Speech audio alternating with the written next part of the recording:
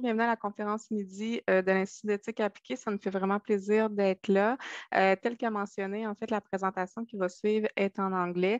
Donc, s'il vous plaît, si vous avez des questions à poser à la suite de la présentation, les faire soit via le chat ou prendre le micro et les faire en anglais pour s'assurer de la compréhension de notre conférencière. Et dans le fond, je vais vous laisser vous présenter la conférencière qui, quand même, on apprécie beaucoup le temps qui est pris justement cette fin de session. Je sais que tout le monde est très occupé. Donc, je vais laisser la présentation à Marion Briveau, qui est responsable de l'axe éthique organisationnelle, professionnelle et publique de l'Institut d'éthique appliquée et aussi professeure à la Faculté des sciences de l'administration. Donc, Marion, c'est à toi. Thank you, Sandra. It is my pleasure to introduce Professor Lan Guo. Professor Lan Guo is an associate professor at Wilfrid Laurier University, which she joined in 2008. Her research interests include performance measurement, incentive designs, and unethical behaviors such as misreporting. In her research, she uses both experimental and survey methods. And I'd like to mention that she's an associate editor at Accounting Perspectives, and she serves on the editorial board of CAR. Today, she chose to talk about two research projects. One has already been published in the Journal of Business Ethics, and it is about the honesty of Canadian taxpayers in reporting their income from the sharing economy, particularly in the area of ride-sharing services. The second is still a work in progress and concerns pay-to-quit incentives, that is to say, incentives paid to employees who accept to resign from an organization. And we'll learn from her that these incentives have positive effects on employee behavior. We'll learn which ones shortly. And without further ado, Lan, I give you the floor. Thank you very much. Can you hear me? Yeah. Good morning. Good afternoon.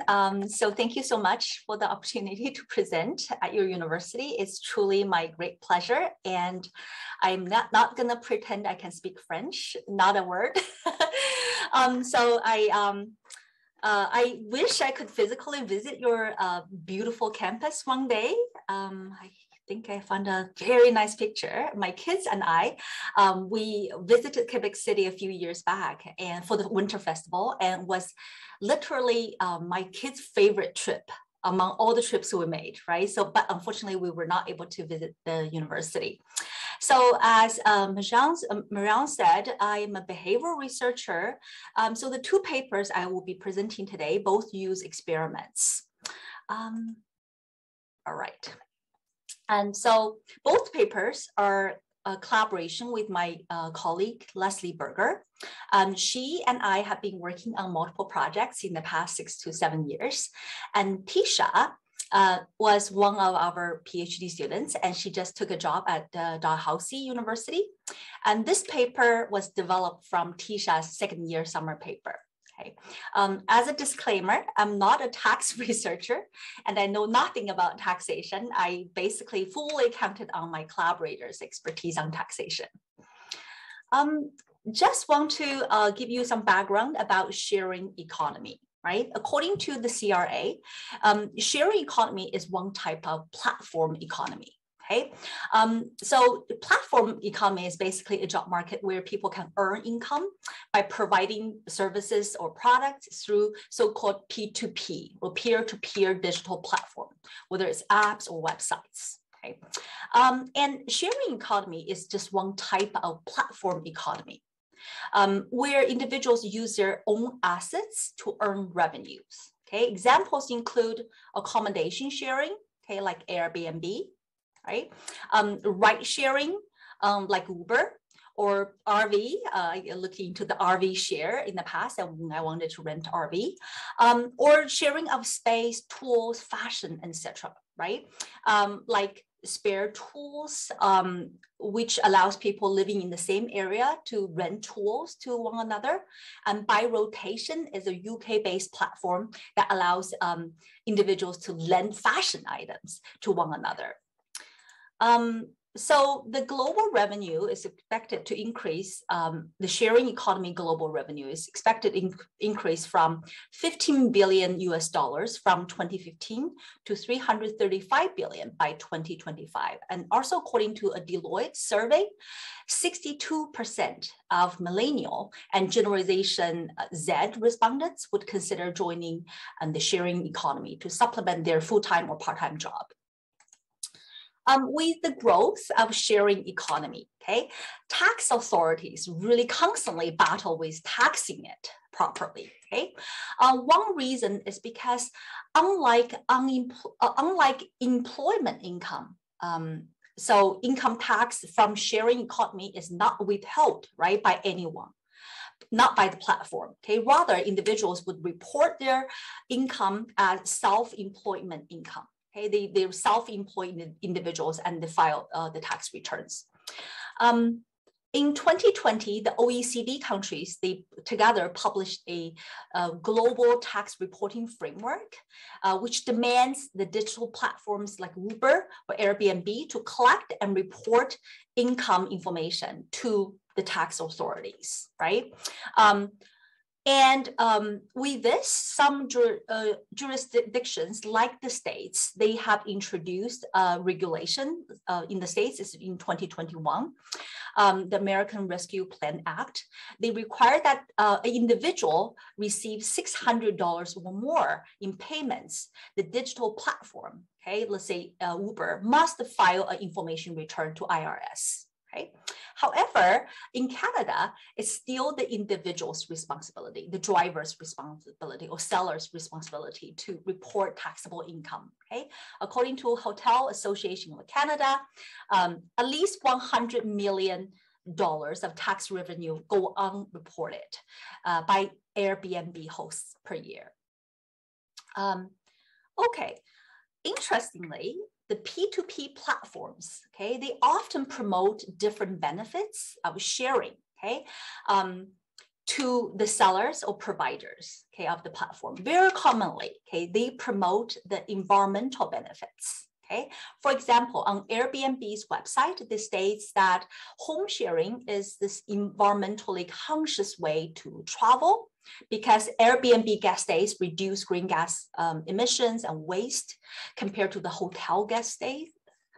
They also promote social benefits of sharing. Okay, for example, Airbnb boasts that it allows hosts to connect with a community of travelers and locals who share their interests. Okay, of course, platforms also promote the economic benefits of sharing. Okay, Uber, for example, says, okay, you will be your own boss and get paid in fares for driving on your own schedule, right? So we ask ourselves the question of, would the platform, digital platform, promoting the different benefits of sharing affect individuals' honesty when it's time for them to report taxable income gained from those platforms? The theory of moral licensing, okay, posits that after we engage in an initial moral behavior, okay, we would earn the so-called moral credit to purchase the right to do bad things later on. Okay, it's very interesting. So if you have conducted or performed a moral action, or you just remember performing a moral action, then it's likely that our moral intention will be lowered in later tasks. Okay, for example, Berger's 2014 finds that after choosing green products, some participants to a lesser degree care about the environment in later tasks. Okay, thus, if individuals, okay, they provide ride sharing, for example, using Uber, okay, and they're told that they reduced X amount of CO2 emissions, could they be less likely, okay, to report their tax honestly, okay, report their taxable income honestly later on, okay? So that's, I think, the main motive of our research. But it's not so straightforward, okay? Prior research also demonstrate moral consistency, okay? basically is our tendency to continue to do the good things, right? So basically it's when the initial moral behavior extends, okay, or spill to subsequent moral behavior. In other words, if someone performs a moral act or remember performing a moral act, they continue to act morally, okay, later on. So when are we affected by moral licensing? When are we affected by moral consistency? Prior research has identified individual values as an important moderator. Okay, that changes the magnitude, even the direction of moral licensing. Okay, if one does not value, let's say, environmental protection, then reducing CO2 emissions through the ride sharing would likely serve as a license for them to engage in immoral act later on, such as cheating on tax, right? But when they deeply value environment protection, then ride sharing may be just part of their usual act and not out of ordinary. They probably wouldn't even think much about it. Then they would not use the initial act of protecting the environment as a license, right, to engage in immoral action later on. So for that reason, it's likely, okay, if you highly value environmental protection, it's likely that after you provide ride sharing and learn about all the CO2 emission you reduced, you would still be honest, okay, in tax reporting. Okay, so our research question is, does the pro-social benefits that are promoted by the P2P platforms reduce honest reporting of taxable income, okay, especially, okay, among taxpayers whose personal values are inconsistent or incongruent with the pro-social values that are promoted by those P2P platforms, okay?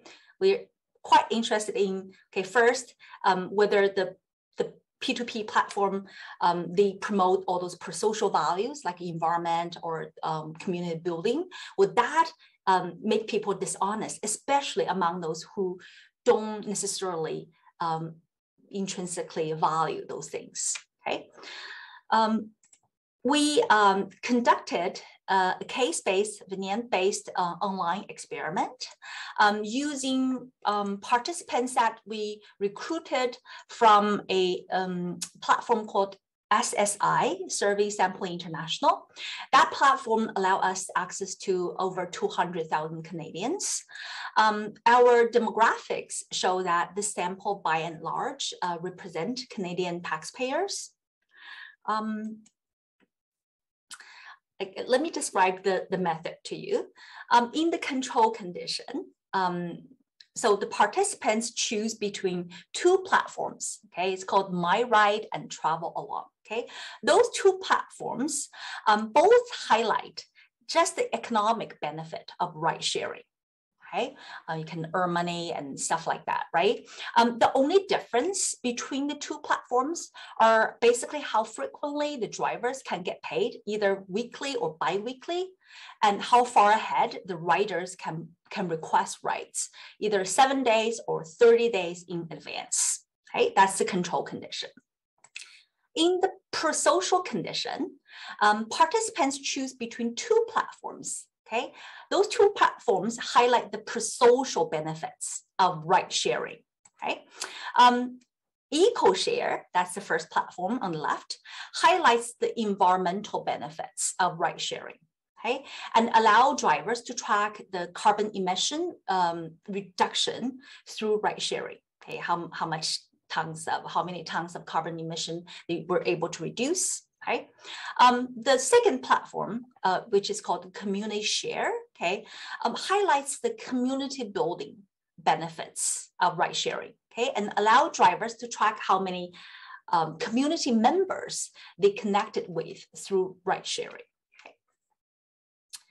Okay. And within the pro-social conditions, we classify participants, okay, into two groups based on their platform choice, okay, either eco share or community share, and their their self-reported values. Okay, so the two groups are value congruent group. Okay, those participants, they value the environment highly and choose equal share, or they value community building highly and they choose community share. Okay, or they value both the environment and community building highly. Okay, for this group of participants, we believe that their personal values are congruent with the values promoted by the chosen P2P platform. Okay, that's value congruent group. In contrast, the value incongruent group are participants who value the environment highly, but they choose community share.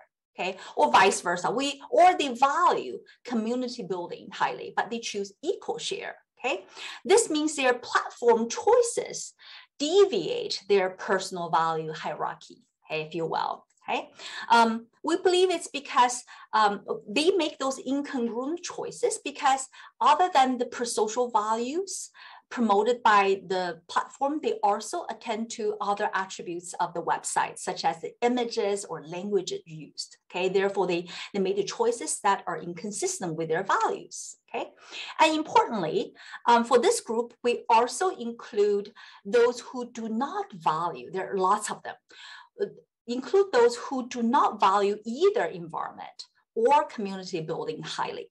Okay, so in sum, this group, value incongruent group, those participants, their personal values are incongruent with the values promoted by the platform.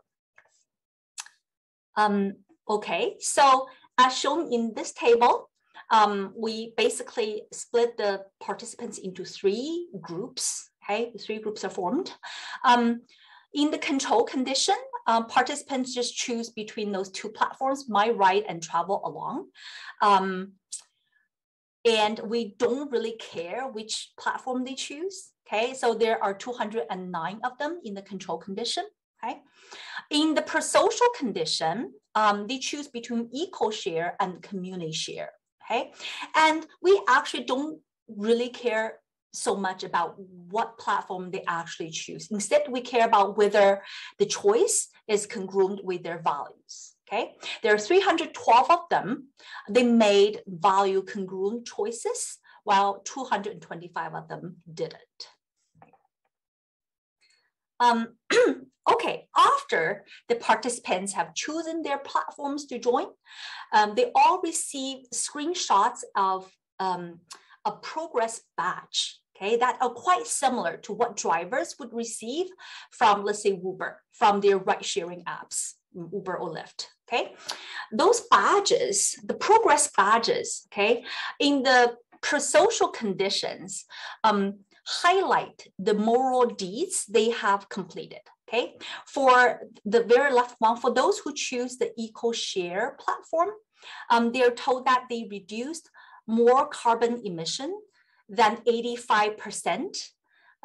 Yeah, hopefully you can see here, that 85% of the drivers in their neighborhood.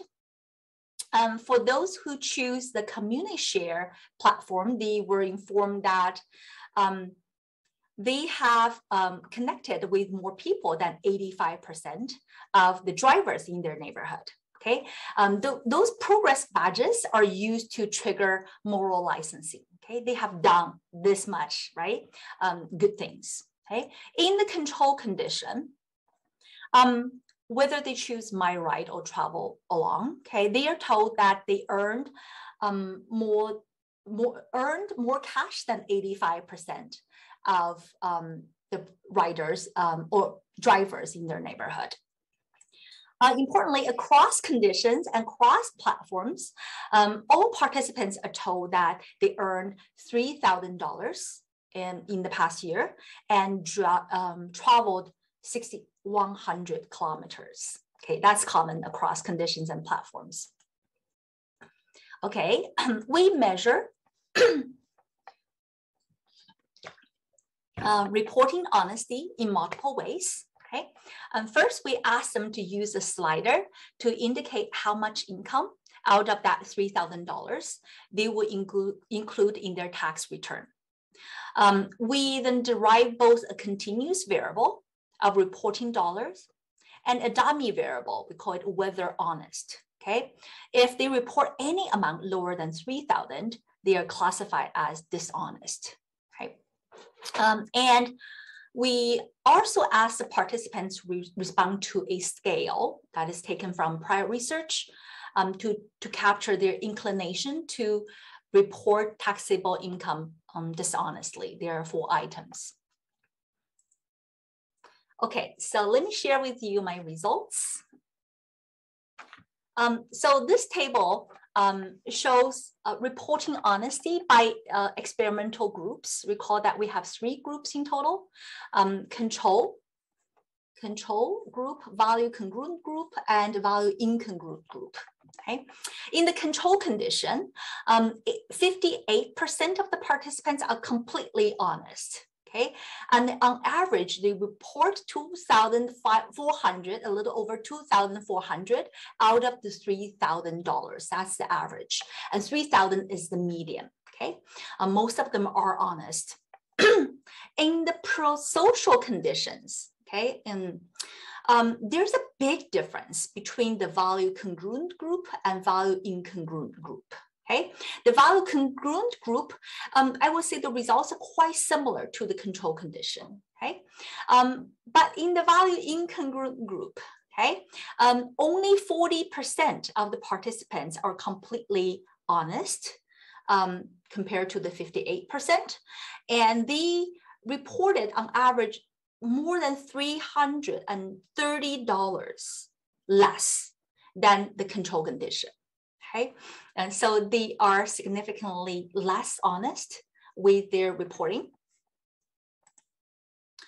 To formally test our predictions, we use nested ANOVA to analyze the average reporting dollar between conditions, and we found that value incongruence, which is nested under prosocial sharing, is significant. We also did planned comparisons between the 3 groups, and we found that value incongruent group is the one that is significantly more dishonest compared to the other 2 groups. And as a additional analysis, we also ask post-experiment questions on if participants would feel guilty, would not feel good about themselves, or feel morally wrong if they did not report the full $3,000 to the CRA. Okay, this basically try to capture their guilt feelings. Okay, what we found is we use path analysis. We find that if one choose a platform that promotes the prosocial benefits of sharing, that is incongruent with their personal value, okay, they do feel less guilty, okay, less guilt for misreporting taxable income, which then in turn reduces their reporting honesty. Okay. I guess this path analysis provides further support for the moral licensing argument that we use for our predictions. In other words, if you do not value, let's say, the environmental protection, but you use a platform that promotes the environmental benefits of ride sharing, then you tend not to feel guilty about misreporting your ride sharing income. And as a result, your honesty would decline. Okay, so I guess that's the whole story there. All right, I think I'm ready to wrap up for this paper. Just to conclude, right, what we find is the prosocial benefits promoted by the sharing economy platform, okay, whether it's environmental protection or social benefits, may encourage tax reporting dishonesty, but okay, only among those who do not personally value those benefits, okay, that are being promoted. Okay, and also I think at the theoretical level, we also extend moral licensing research in that prior research, they find the moderating role of personal value only when the initial moral act and the subsequent moral act involve the same value. Okay, but In our study, we show the moderating role of personal value when the initial act and the subsequent act involve different values. Okay, specifically, the initial act is about protecting the environment, about community building. According to the Schwartz theory of basic human values, those are so-called self-expansive values. Okay. In contrast, the subsequent act, the second behavior, is whether you're honest in reporting your taxable income. That value, honesty, okay, is so-called conservation value. Okay, those are fundamentally different values. So I think at theoretical level, our contribution is to show that the personal value can moderate a moral licensing, even when the two values are different.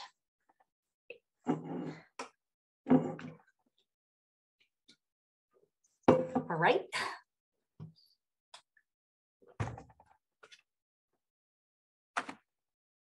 I'm gonna present my second paper.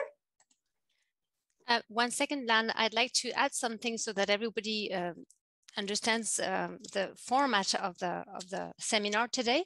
The idea is to record the entire presentation uninterrupted and then allow for a 30-minute Q&A, which will not be recorded and put online. Thanks, Lan. You can go on.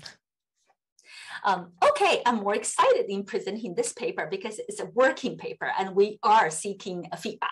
Okay, and so this working paper examines a very different research question. Okay, examines a novel incentive called pay to quit.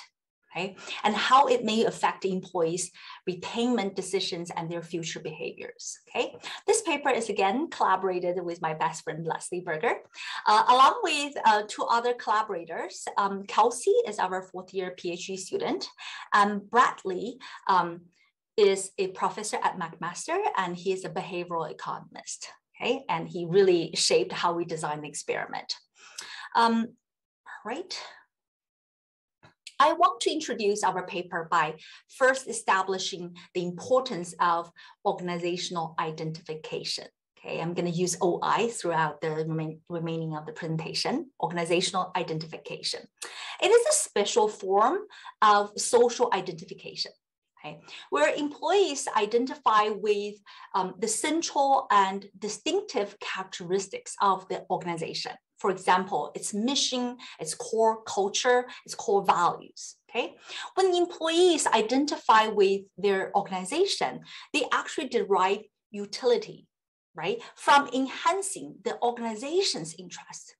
Therefore, it has been argued that employees' OI, okay, can reduce agency cost, okay, because employees with high OI are intrinsically motivated to achieve organizational goals rather than being only driven by self-interest and incentive contracts. Okay, I guess that's the premise. Okay, for example, empirical research actually shows that managers' OI reduces opportunistic behaviors such as corporate empire building and earnings manipulation. Okay. Also, organizational behaviorists have long established that employees' OI also increase creativity, performance, and desirable extra role behaviors. Okay. Apparently, many organizations would love to identify and retain employees with high OI, not low OI, right? Or zero OI or negative OI, right? But that is not so straightforward. Okay. Why? First, research suggests that the level of OI vary a lot between employees, okay, within the same organization because of situational differences or individual differences. Okay, and second, employees' OI is developed over time, okay, during employees' tenure, right? They often do not know if they would identify with the organization before they join the organization, and also the OI changes over time. Okay. Third, identifying employees' level of OI can be really challenging because it's really the employee's private information, right? And sometimes employees may choose to purposely conceal that private information, right? They don't want people to know they don't identify with the organization. So what can organizations do? right, to create a workforce with relatively high OI. In practice, some organizations try to tackle this problem by using incentives to lure employees with relatively low OI to leave the organization. Okay? It's called pay to quit incentive. Zappos, which is an online shoe and clothing store, offers employees up to $4,000 to leave their organization at the end of the training period. And after acquiring Zappos, okay, Amazon adopted a similar policy, but at a bigger scale. Okay, Amazon offers up to $5,000 for employees at different levels. Okay, doesn't have to be new employees at different levels to leave the firm. And a gaming company called Riot Games, they offer their new hires a bonus of 10% of their salary to leave. Okay, if they felt they were a good fit. Okay. Companies that employ pay to quit incentives tend to be those that are highly protective of their corporate culture. Okay. And importantly, probably don't worry about the companies that do not worry about a shortage of labor supply, right? Zappos' late CEO, Tony Heath, he said, the reason we offered PTQ, pay to quit incentive, is because we want to make sure that employees are here for more than just a paycheck. We want employees that believe in our long-term vision and want to be part of our culture, okay? And Jeff Bezos similarly said, okay, the goal for us to implement PTQ, pay to quit, is to encourage folks to take a moment and think about what they really want. Do they really want to work here, right? Do they truly identify with us? So our research focused on two research questions. In terms of the sorting or screening effect, okay, of the PTQ bonus, we ask how effective, right, is a pay to quit bonus at sorting out employees with relatively low organizational identification. Okay? In terms of the motivational effect, we also ask how does a PTQ bonus would impact the motivation of retained employees who choose to forego the bonus, okay? Because that's so important. What if they're pissed off, right? We want to know how those PTQ bonus would affect those retained, committed employees. To study the effect of the PTQ incentive, we compare it with two important benchmarks, okay? Those two benchmarks are much more common in practice than PTQ. Okay, the first benchmark is PTS incentive, pay to stay incentive. Okay, examples include signing bonus, okay, offered after a probation period. Okay, you stay, we give you a bonus, right? Or pay raises that are purely based on job tenure. You stay one more year, we raise your salary. You stay another year, we raise your salary, right? It's basically pay to stay incentive. Okay, that's our first benchmark. The second benchmark is also very common. It's basically allow employees to freely leave the organization with no incentive provided. In terms of predictions, basically, I think the first prediction is quite straightforward. Our prediction is basically based on the economic theory of identity utility. Okay, it's basically saying that when employees work for an identified organization, they derive utility, right? We predict that employees with high levels of OI already benefit from high levels of identity utility. Okay, these employees would not find the offer of a PTQ bonus as attractive because leaving the organization would reduce their utility, right? The opposite is true for employees with low levels of OI, right? So our first hypothesis basically is to predict that the lower the employee's OI, the more likely they're gonna take the offer and leave, okay? Take the bonus and leave. We also predict that pay to stay a pay-to-stay bonus, and no incentive are less effective than PTQ bonus in sorting out employees with low OI.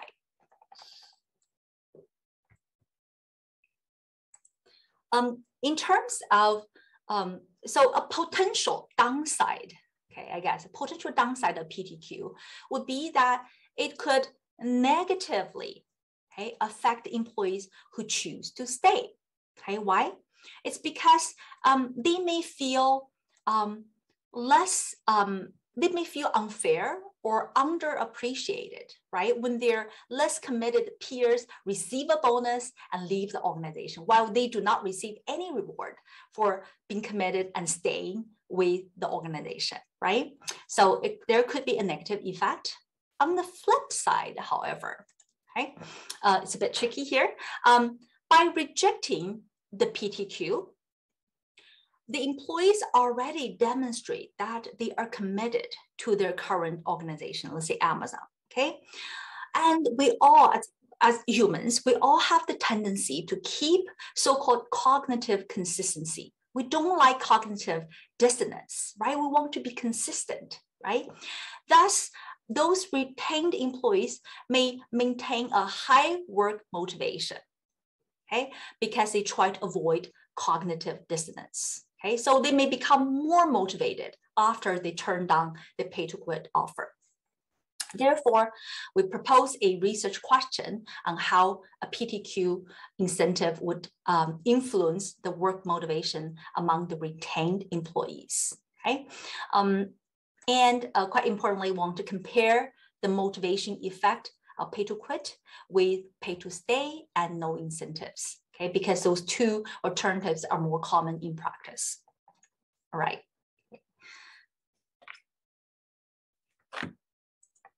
Okay, so the lab design is a bit complicated, if you can bear with me, partly thanks to Bradley. We conducted a lab experiment right before the pandemic. We were quite lucky, right before everything is shut down. The participants are 323 Laurier students, okay, undergrad students. They work on a real effort task, okay, which I will talk about later. It's a slider task for a university employer. We use a 2x3 between subject design. Okay, basically participants are randomly assigned to one of the 6 conditions. Okay, the roles are, they are assigned to either a neutral or a positive OI condition. Okay, and in terms of incentives, okay, they're either paid pay-to-quit bonus, pay-to-stay bonus, or no incentive, but they are free to switch. Okay, so one of the 6 conditions. 1 week before our lab experiment, the participants completed a survey online.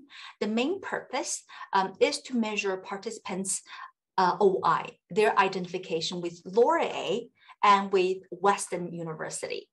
Okay? So basically, the participants played 2 Decatur games. Okay? So in the first game, they allocate $6 between themselves and Laurier.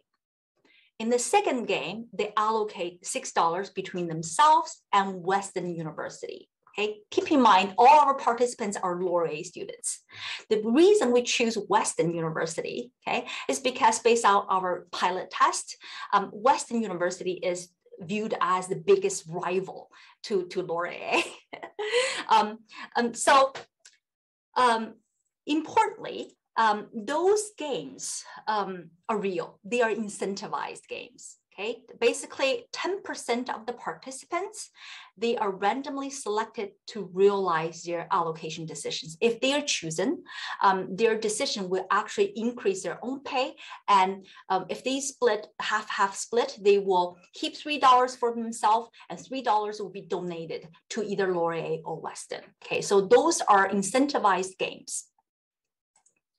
In the lab, okay, that's a week later, okay? In the lab, the participants all show up in the lab. Participants first did a practice round of the slider task, Okay, and after completing the practice round, participants are randomly assigned to work for either Laurier or Weston. Okay, that's how we manipulated the neutral OI versus positive OI. Okay, if they work for Laurier, their identification should be positive. Okay, if they work for Weston, their identification should be neutral or 0. Okay. There are 4 production runs: round 1, round 2, round 3, and round 4. Okay, earnings from round 1 are paid to the participants themselves. Okay, while earnings from round 2 are donated to the assigned university employer, whether it's Laurier or Weston. Okay, and following round 2, we give them the opportunity to switch the university they work for. Okay, this is where we manipulate the type of incentive. Okay, so they either offered 75 cents. You may think it's very small, but we did multiple pilot tests and we settled on 75 cents, because if at first we offered them $2 and then we offered them $1.50, we end up having nobody rejecting the offer. Everybody wanted to switch. It just didn't work. So we settled at 75 cents. So the free to quit condition, they are offered 75 cents to leave whatever university and switch to the other university. And in pay to stay condition, they offered 75 cents to stay with the university employer. And in the free to switch condition, they can switch without any incentive. And after making that choice, they start round 3. Okay, in round 3, the earnings are again donated to the university that they currently work for. Okay, and then in round 4, the earnings from round 4 are paid to the participants themselves. Okay, and lastly, they answer some post-experiment questionnaire. They're paid, and then they exit the lab.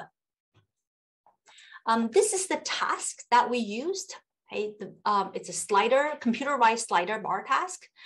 They basically need to slide those circles one by one to the middle, right in the middle, okay, halfway, okay, for as many sliders as possible within the given time, okay, and each round is 3 minutes long, and the payment is 4 cents per slider. On average, they can earn $2.10 per round, okay, per round. But keep in mind, they only receive the earnings from 2 out of the 4 rounds, right? The other 2 rounds, the earnings will go to either university. To test out the sorting effect, okay, of pay to quit bonus, we observe the amount they allocate to the university 1 week before the experiment. Remember the dictator game, right? They allocated $6 between themselves and the university. Okay, and we also observe the performance difference between round 2, which benefit the university, and round 1, which benefit themselves. The difference between the 2 rounds really capture their motivation to enhance the organization's interest versus their own interest, right? And then we relate those two variables to their decisions on whether to stay or leave. Okay, under the different conditions: pay to quit, pay to stay, and free to switch. This is the result on the sorting effect. Among participants who are assigned to work for Laurier, okay, those are all assigned to Laurier, which is positive OI condition. 73 out of 109 participants decide to take the PTQ bonus and exit and work for Weston. Okay, these 73 individuals, on average, they donated, if you look at the donation in first dictator game, donated 55 cents less than those who decide to stay. Right? So 55 cents difference there. Okay, we also compare round 2 versus round 1 performance. those people, those who decide to leave the organization also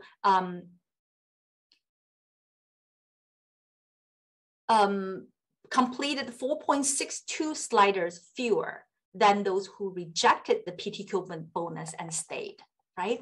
So keep in mind that this is a positive OI condition and everyone was assigned to work for Laurier. Okay, what we show here is the PTQ bonus really sort out those with relatively lower identification with Laurier and retain those who are really committed, who work harder, right? Who work harder for Laurier and also donate more in the first dictator game.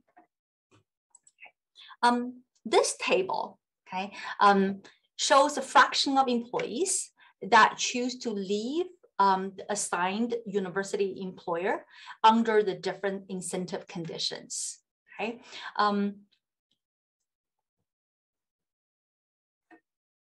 If we look at the positive OI section here, not surprisingly, only a few participants choose to leave Laurier under the free to switch and pay to stay condition. That's not surprising because they have no incentive to leave.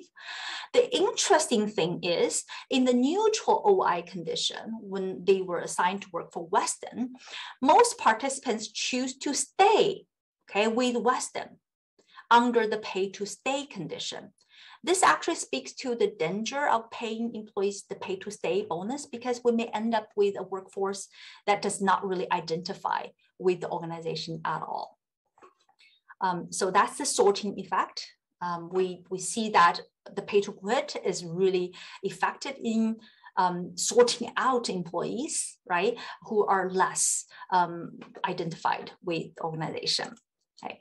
In terms of the motivation or demotivation effect, to test if retained employees become less motivated to work for Laurier after they forego the bonus, we compare their allocation to Laurier 1 week before the experiment with their allocation at the end of the lab experiment.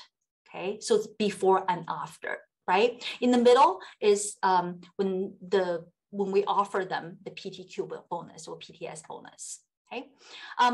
We also compare their performance from round 2, okay, which benefit Laurier, and their performance from round 3, which again benefits Laurier. Among the 36 stayers who decide to forego the PTQ bonus, we do not observe any difference in donation in the dictator game to Laurier.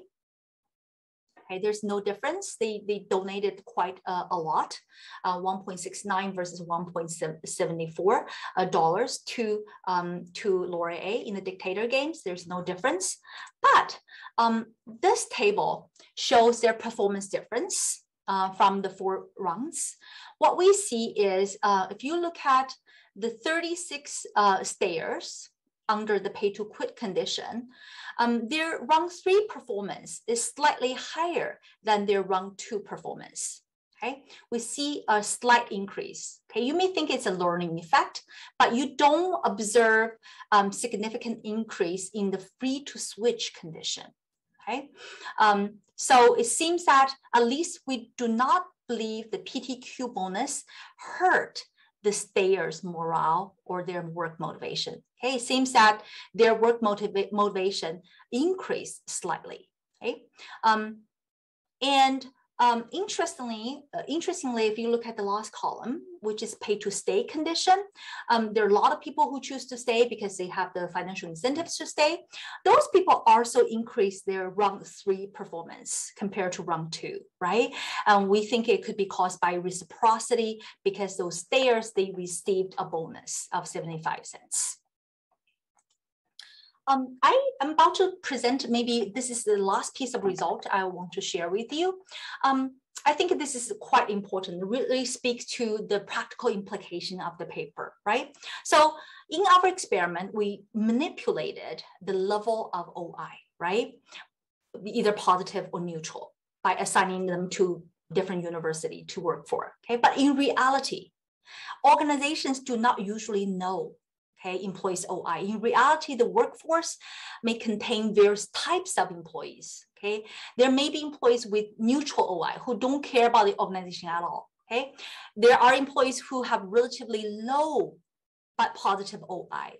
Okay, and there are employees have really high positive OI. Okay, so let's now take the organization's perspective, okay, and examine how offering the PTQ may change the entire workforce, okay, through both the sorting effect and motivation effect. Okay, so let me explain here. In the PTQ condition, there were in total of 137 employees. Okay, some were assigned to the neutral OI condition. The others assigned to the positive OI condition. But within the positive OI condition, we knew that some have lower OI and others have a higher OI, right? So it's a mixed bag. Okay, we start with 137 employees. Okay, and then the firm, okay, the hypothetical firm, offered this PTQ bonus. Okay, and the workforce shrank to 36 employees only, much smaller workforce. Okay, but we know that they all have a relatively high OI, right? So now let's compare. Okay, at the workforce level. Okay, what has changed as a result of the PTQ bonus? Okay, so in particular, we want to compare the average allocation, okay, to university a week ago, okay, with the average allocation to university at the end of the lab experiment. You see a huge difference, right? That is significant. You have like 60 cents difference, okay, in terms of donation, okay, and we also compare round 2 versus round 1 performance with round 3 versus round 4 performance. Okay, this is a bit tricky. When you think about it, okay, both round 2 and round 3, they benefit the university, okay, and both round 1 and round 4 benefit themselves, okay. So round 2 versus round 1 and round 3 versus round 4, they both capture how hard one is willing to work for the organization versus for themselves, okay? And that difference, okay, was 6.07 before. So before the PTQ bonus, on average, people are willing to work harder for themselves than for the organization, okay, it was -6, okay? After the PTQ bonus, the difference between round 3 and round 4 is increased to -2.28, okay? And that difference is approaching marginal significance. So I guess our experiment shows that even though the organizations lost quite a number of employees, the retained workforce is on average more productive and less selfish, right? Okay, I think I'm ready to wrap up. I still have 5 minutes.